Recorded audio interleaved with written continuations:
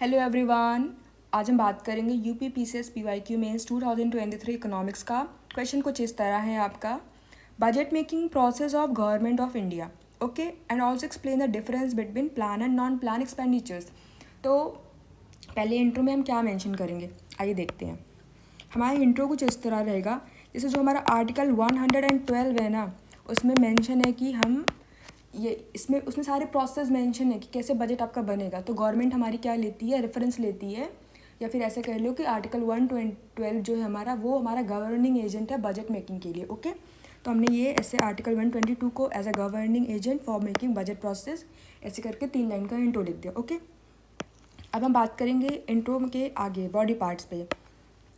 तो बजट क्या होता है, वो 6 स्टेप्स में बनता है, ये आपको पता होगा। 6 स्टेप्स कैसा होता है कि पहले एक स्टेटमेंट बनता है, उस स्टेटमेंट को हमारे गवर्नमेंट में पीएम, चीफ इकोनॉमिक एडवाइजरी और फाइनेंस मिनिस्टर्स को अप्रूव करते हैं, रिव्यू करते हैं, फिर वो पार्लियामेंट में प्रेजेंट होता है। फिर वो जब पार्लियामेंट में प्रेजेंट होता है तो पार्लियामेंट में अप्रूवल्स आते हैं, फिर वो इम्प्लीमेंट होता है, फिर उस पर मिड ईयर रिव्यूज़ दिए जाते हैं, ओके। तो ये हमारे 6 प्रोसेस हो गए। तो हमने ऐसे बॉक्स बना के पूरे 6 को हम ऐसे लिख लेंगे 1 2 3 करके।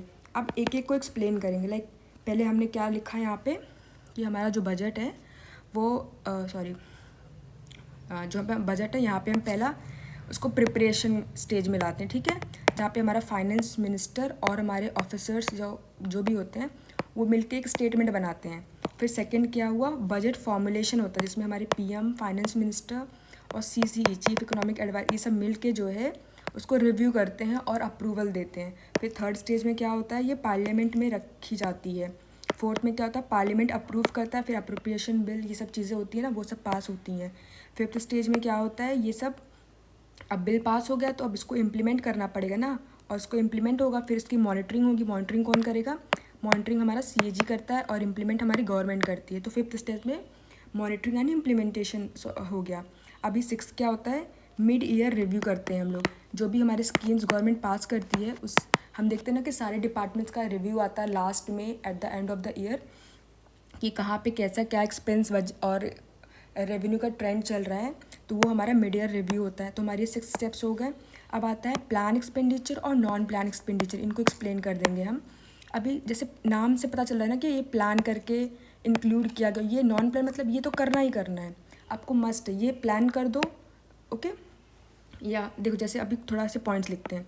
ये प्लान जो हमारा, ये 5 ईयर प्लान जो था ना, 12 5 ईयर प्लान्स, ये उसमें था, ये नहीं था। जो नॉन प्लान है वो मतलब 5 ईयर प्लान में वो उसका पार्ट नहीं था। पहला पॉइंट हो गया। दूसरा पॉइंट, जो प्लान वाला हमारा है वो डिस्क्रिशनरी होता, अगर प्लान में है, ठीक है, अगर बजट में प्लान में है तो ही करना है।